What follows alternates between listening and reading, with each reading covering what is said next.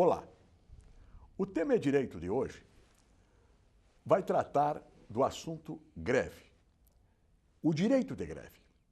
Há uma legislação que determina quais os direitos que tem o grevista e quais os direitos que têm as empresas às quais os grevistas pertencem. E dá também qual é a participação da Justiça do Trabalho nestes eventos. Com relação ao servidor público, não há regulamentação da lei de greve. Portanto, não há lei que discipline a greve do servidor público. Para conversar sobre este assunto, eu trago hoje o professor Fabrício Aita Ivo, que é especialista em Direito do Trabalho e professor do Direito do Trabalho, para que nós possamos saber um pouco mais sobre o direito de greve, como ele está sendo utilizado, se a lei está tendo eficácia ou a lei é mais uma perfumaria. Professor Fabrício, seja bem-vindo mais uma vez ao Tema Direito. Obrigado, professor Vlad, é um prazer estar aqui. Agradeço novamente o convite, é sempre uma satisfação poder discutir temas que envolvam o direito do trabalho, o direito como um todo, e esse especialmente da greve, que envolve uma questão social, né, porque a greve não deixa de ser um movimento social, envolve o direito do trabalho e envolve um outro aspecto que eu quero aproveitar para a gente conversar também, que é o direito constitucional.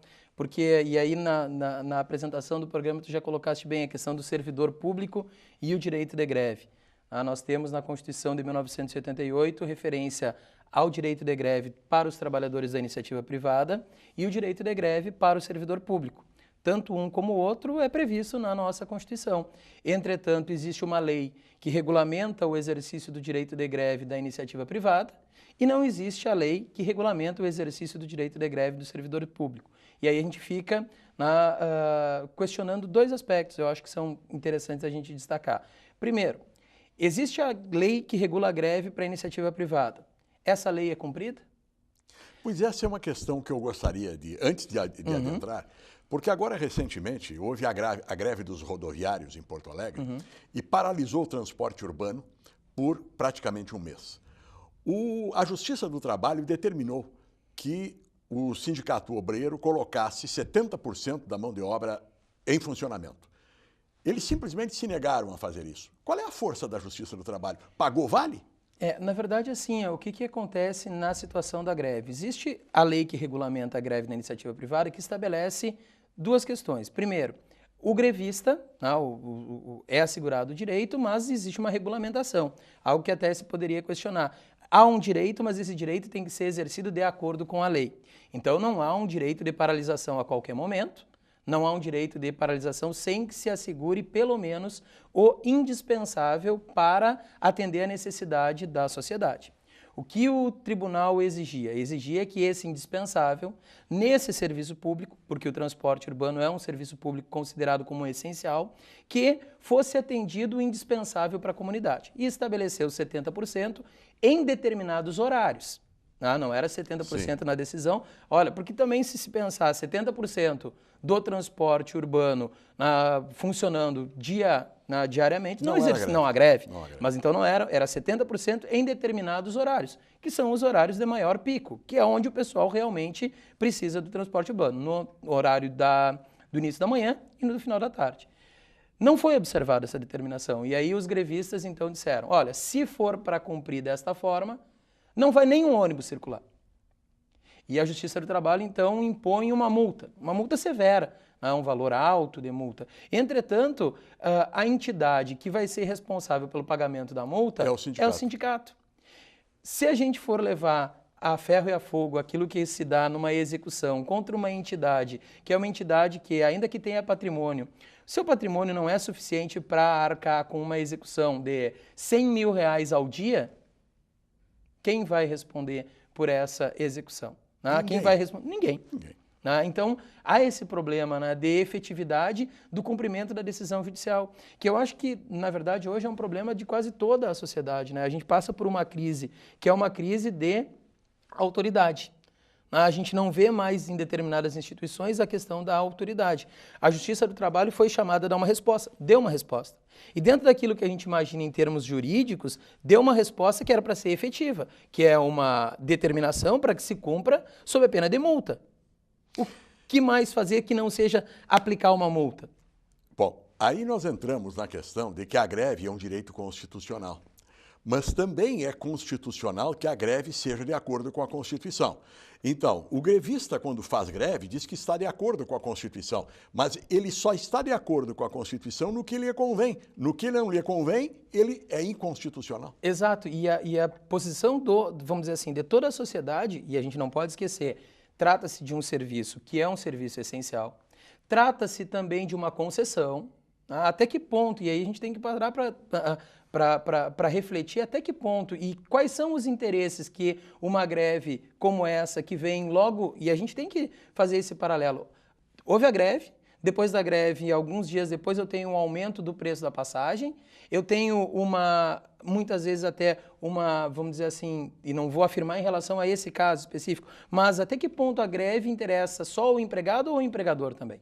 A lei da greve... Neste caso aí havia a suspeita, quase certa, né, de que os empregadores fomentaram a greve como forma de conseguir o aumento. Porque é difícil de tu imaginar uma greve, porque hoje a gente vai...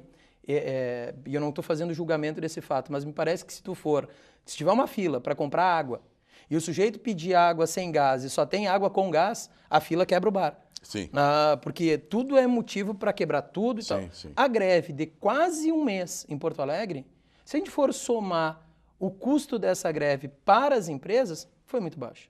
Não teve quebra-quebra de ônibus, não teve ônibus pegando fogo, não teve... Então, até isso, eu não estou dizendo que a greve tem que ser para isso, para quebrar ônibus e tal, é lamentável que seja dessa forma. Até porque o exercício do direito de greve é um exercício pacífico de não trabalho. Mas até que ponto não tem o interesse do empregador em efetivamente fomentar uma greve para depois aumentar o preço da passagem? E aí a gente está usando só o exemplo dessa situação, mas poderia pensar em outras questões também. Porque a greve é também um movimento social. E como movimento social, ela repercute aquilo que determinado conjunto de pessoas quer naquele momento. Até que ponto essas pessoas, aquele grupo de pessoas, não está sendo utilizado efetivamente como massa de manobra? Na lei de greve, o grevista ele terá descontado os dias de salário que ele fizer greve na iniciativa privada. Isto. E aí nós encontramos mais uma vez um confronto, um cidadão de segunda classe para quem trabalha para a iniciativa privada. Quem trabalha para a iniciativa privada se aposenta com um determinado teto do INSS. Quem trabalha para o serviço público se aposenta com integralidade.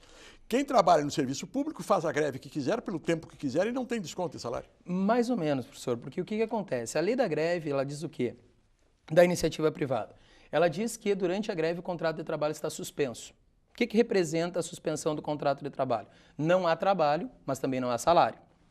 Bem, mas diz que os dias parados durante a greve podem ser remunerados de acordo com o acordo coletivo, a convenção coletiva ou a sentença judicial que vai apreciar aquela greve. Então, na verdade, pode-se dar o pagamento daqueles dias parados. Mas isso só mediante a negociação. E não a decisão judicial também. Ou a decisão Se a judicial greve for considerada abusiva, o judiciário pode manter aquilo que inicialmente diz a lei. O contrato de trabalho está suspenso. Se a greve for considerada lícita, porque foi observado o prazo de aviso prévio da greve, porque não houve abuso, porque não houve excesso, porque as decisões judiciais foram cumpridas, o Poder Judiciário Trabalhista, em relação à iniciativa privada, pode mandar pagar o salário daquele período. Então, eu mudo a minha formulação. Eu digo assim, que na iniciativa privada, o empregado pode vir a não receber os dias parados. Isso. E no serviço público, mesmo que ele pague, o poder público continua pagando. Depende também. Por quê? Porque o Supremo Tribunal Federal, tendo em vista que não há aquela regulamentação do direito de greve de servidor público, chegou, através de uma figura da Constituição, que é o mandado de injunção, tipo a ação direta de inconstitucionalidade por omissão, a inércia do legislador para regulamentar o que está na Constituição, chegou no STF, então, o mandado de injunção, e num mandado de injunção coletivo, o STF disse o quê? Bom, declarada a demora do Legislativo em efetivar aquilo que está na Constituição, legislar, ou seja, regulamentar, utilize-se, nesse caso específico, por analogia, por comparação, então, vamos utilizar a lei que regula o trabalho da iniciativa privada. E aí o que tu tem? Se tu vai utilizar a lei da greve da iniciativa privada para o serviço público, aplica-se a mesma regra da iniciativa privada para o serviço público. Por isso que, quando se chega a um extremo, inclusive no serviço público, o poder público manda cortar o ponto. Que aconteceu com os professores no estado do Rio Grande do Sul, que aconteceu com outros. Por quê? Porque daí tu aplica a lei da greve, tu usa a lei da greve da iniciativa privada para o trabalhador do setor público, tendo em vista essa, vamos dizer assim, a ideia é uma concretização do texto constitucional. E constitucionalmente, os serviços essenciais podem ou não fazer greve? Podem fazer greve. Existe na lei que regula... Primeiro, a dificuldade é o quê? É estabelecer quais são os serviços essenciais. A lei da greve, no artigo 10 da lei da greve, regula quais são os serviços essenciais. Entre outros, transporte urbano, coleta de lixo, serviços funerários, fornecimento de água, fornecimento de luz, compensação bancária, entre outros. Então, esses são os serviços essenciais para a iniciativa privada. Para o setor público, são os mesmos? Podem ser os mesmos ou outros estabelecidos na lei da greve, da iniciativa que regulamenta a greve para o setor público. Que não existe atualmente. Que não existe atualmente. Então, hoje a gente teria que dizer o quê? Serviço essencial para a iniciativa privada são os da lei. Por analogia, no serviço público, busca os mesmos da iniciativa privada. Teria que ser dessa forma. E os principais para a gente aqui lembrar, transporte coletivo, transporte urbano, a coleta de lixo, fornecimento de água, fornecimento de energia elétrica, esses são serviços essenciais. Antes de encerrarmos o primeiro bloco, nós vamos deixar encaminhada uma questão para o segundo bloco. Assim como o empregado pode fazer a greve, há um movimento paredista que é do empregador, que é o chamado blackout. Lockout. Lockout. Chamado lockout. E nós vamos conversar sobre a legalidade ou não da possibilidade do lockout no início do segundo bloco. Você está assistindo o Tema é Direito. Voltamos em 1 minuto.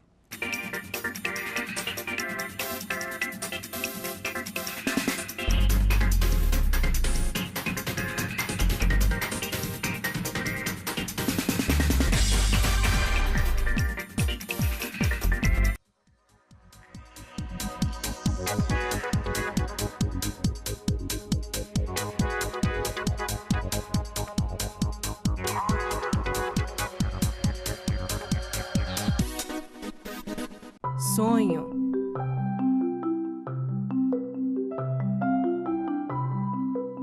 Esperança. Realização.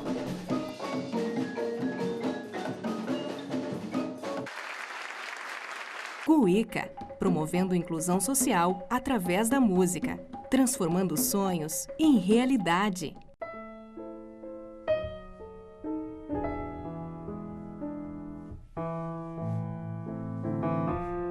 A ONG Royale está mudando a vida de muitas meninas carentes através do balé. Conheça esse projeto.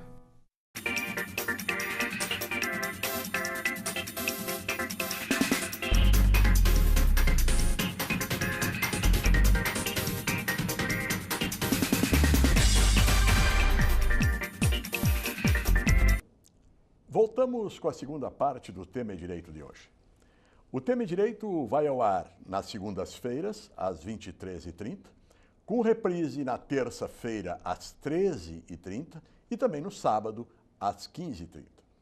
O meu convidado de hoje é o professor Fabrício Aitaivo, professor de Direito do Trabalho, e o nosso tema hoje é a greve, o direito de greve.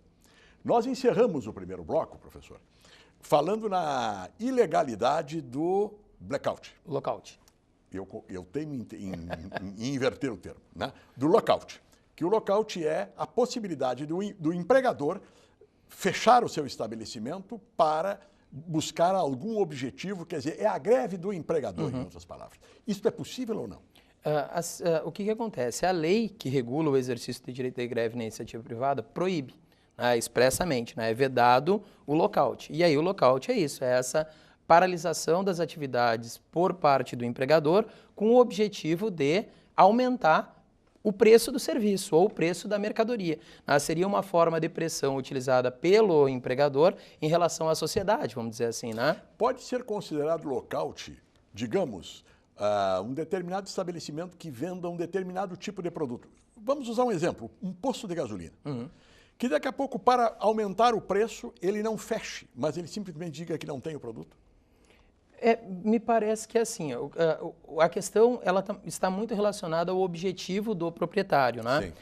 Se o objetivo do proprietário é aumentar o produto a partir do fomento da greve do empregado, vamos dizer assim, né? E aí tornar aquele produto escasso e interferir no preço, isso é vedado. Sim. Agora, me parece legítima a manifestação de um empresário, de uma empresa, no que diz respeito, por exemplo, olha, nós não vamos abrir 2 dias, um dia, ou um tempo X, até porque ele tem que manter o negócio dele, como manifestação em relação a demonstrar o preço dos impostos, ou até da forma como alguns fomentaram aquele dia sem imposto, mostrando qual o valor realmente que a gente paga no imposto numa mercadoria. Me parece que esse não é o lockout. O lockout é o empregador fomentar a greve com o objetivo de estimular o aumento do preço. Esse é o ato vedado, vamos dizer assim, né?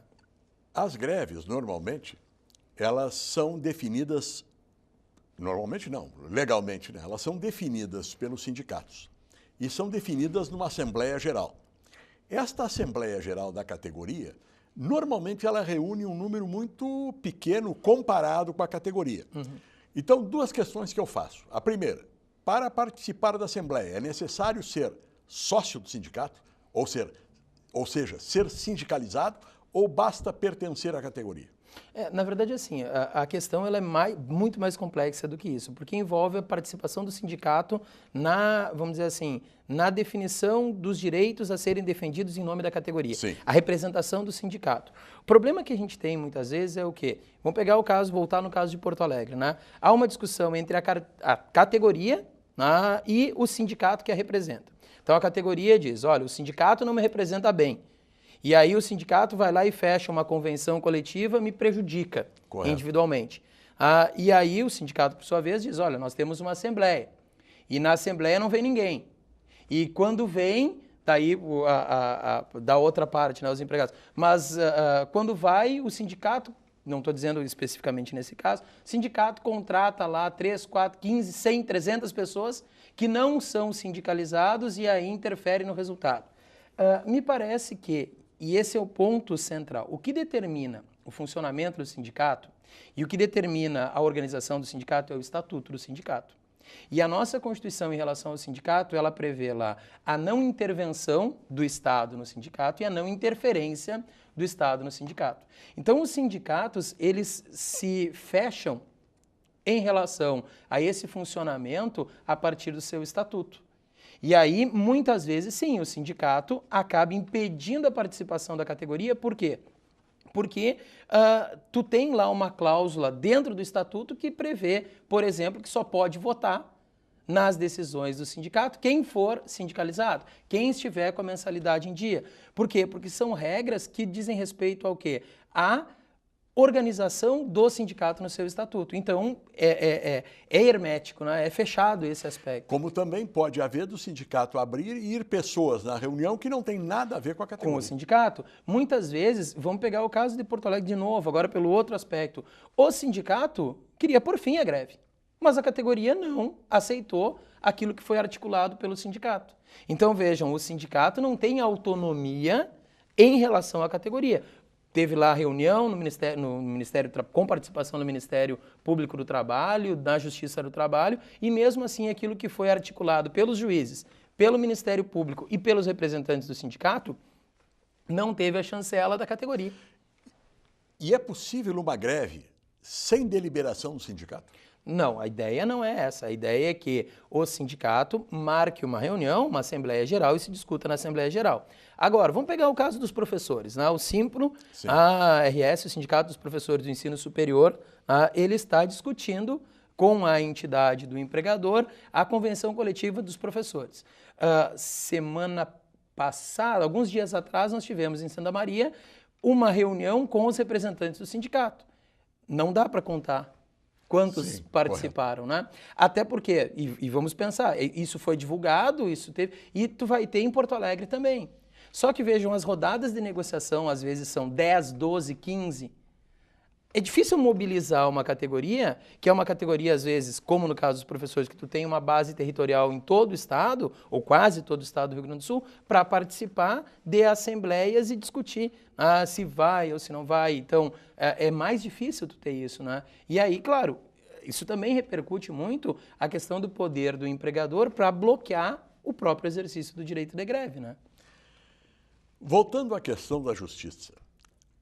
A Justiça do Trabalho, e aí no caso é o TRT, não são as varas do trabalho, é que julgam essa questão da greve na iniciativa privada. Quando se trata de atividade pública, se for federal ou estadual, quem é que trata dessa questão? Hoje a gente vai dizer que discute na Justiça do Trabalho a greve dos trabalhadores que ingressam com ação na Justiça do Trabalho. Quem reclama na Justiça do Trabalho, a greve se discute na Justiça do Trabalho. Então, trabalhadores da iniciativa privada, a greve se discute na iniciativa privada. Aí, claro, a gente sabe que normalmente o trabalhador da iniciativa privada não faz greve. É muito difícil, é raro tu ter uma greve da iniciativa privada pura. Por que chega na Justiça do Trabalho? Empresa pública e sociedade de economia mista.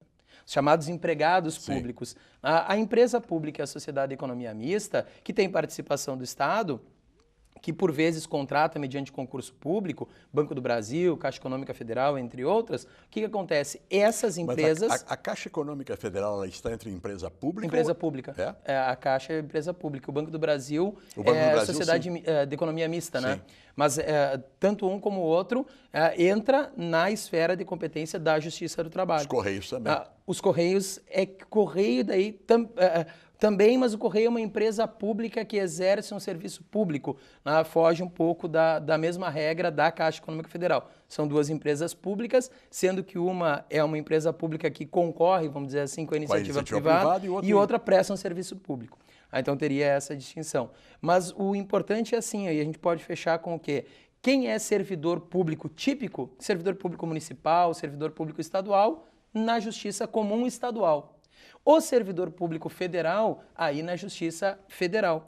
Mesmo que a gente diga que a Justiça do Trabalho tem competência para julgar o exercício do direito de greve. A gente teria que, no artigo 114 lá da Constituição, no inciso 2, acrescentar o direito de greve dos trabalhadores da iniciativa privada. Sim. Esses é na Justiça do Trabalho, realmente. E aí, como aconteceu no caso de Porto Alegre, né? Onde o Tribunal Regional do Trabalho é que se manifestou em relação a ser uma greve lícita ou não lícita, né? E se a greve for de servidores estaduais, Justiça Estadual. Se for de servidores municipais, estadual também. Estadual. Exatamente, também na Justiça Estadual. Inclusive, até no que diz respeito a falar um pouco mais também do exercício do direito de greve, o que é a greve? A greve é uma manifestação dos trabalhadores pelo não trabalho. Não vão trabalhar. Via de regra, essa é a ideia da greve. E é um movimento pacífico. Não pode quebrar os equipamentos da empresa e tal. Até porque, e isso é importante, o empregado que durante o período de greve não pode ser dispensado, porque não pode se, como regra, não se poderia admitir nem dispensar durante a greve. Mas esse empregado responde civilmente, administrativamente, criminalmente, né? Se quebrar, se bater num colega, porque isso também é interessante, né? A gente via na greve, muitas vezes vê no movimento de greve, é uma pessoa na frente do portão da empresa que impede, né, de sair, porque, claro, na verdade não é aquela pessoa, é o quê? É outras pessoas que vão destruir, que vão quebrar e tal, que não estão aparecendo naquele momento. Então, o trabalhador tem responsabilidade pelos atos que pratica durante a greve, porque quem não quer participar da greve também tem que ter o direito assegurado de trabalhar. Ele tem que ter o direito. Embora o piquete seja reconhecido como legítimo. É legítimo, por quê? Porque é a manifestação do exercício do direito de greve. Agora, até que ponto essa manifestação do exercício do direito de greve vai ser admitida, quem vai decidir a Justiça do Trabalho. E é interessante, porque aí nós teríamos, fugindo até da minha esfera, que é o direito do trabalho, uma ação possessória típica, a posse e propriedade, que vai ser de competência da Justiça do Trabalho, se a greve for da iniciativa privada. O Banco do Brasil, pensar o Banco do Brasil, os empregados públicos do Banco do Brasil fizeram uma greve, estão impedindo o acesso ao banco. E fizeram o piquete dentro do caixa eletrônico, lá onde estão os caixas eletrônicos. A ação possessória para tirar eles dali É na Justiça do Justiça Trabalho. do Trabalho. Não é na Justiça Comum. Embora ela tenha um cunho civil. Embora a ação seja uma ação tipicamente possessória, né? Para discutir quem é o proprietário ali. E discutir sob o ponto de vista do exercício do direito de greve. Correto. Porque, de repente, se a gente tratasse isso só sob o aspecto do direito de propriedade, eu não posso invadir a casa de alguém ou a propriedade de alguém e colocar uma barraca lá e me estabelecer lá. Agora, numa situação de greve, a Justiça do Trabalho, que é muito mais sensível a essa matéria, pode entender que isso representa o exercício do direito de greve. E aí vai manter o piquete naquele local. Pode ser dessa forma. E, teoricamente, cabe também mandado de segurança para a Justiça do Trabalho nessas alturas. Na verdade, desde a Emenda Constitucional 45, se fechou bem a questão da competência da Justiça do Trabalho. Tudo que é relativo. Tudo que é relativo a trabalho é na Justiça do Trabalho. Com uma pequena exceção, na época o presidente do STF era o ministro Nelson Jobim, ele concedeu uma liminar impedindo, vamos dizer assim, qualquer interpretação do artigo 114, inciso 1, da Constituição Federal, que estabeleça na Justiça do Trabalho competência para julgar a ação de servidor público. Sim. Só foge, então, daquilo que é competência da Justiça do Trabalho, o trabalho do servidor público. O trabalho do servidor público não é de competência da Justiça do Trabalho. Esse continua lá na Justiça Federal ou estadual, dependendo do tipo de servidor público. Professor Fabrício, muito obrigado por sua participação. Que agradeço. Nós estamos chegando ao fim de mais este O Tema é Direito, que está indo ao ar agora, às 23h30 de segunda-feira. Vai ser reprisado às 13h30 de amanhã, terça-feira, e novamente reprisado no sábado, às 15h30. O Tema é Direito encerra aqui. Agradecemos a sua audiência e esperamos contar com ela novamente na próxima segunda, às 23h30 ou num desses horários de reprise. Boa noite a todos.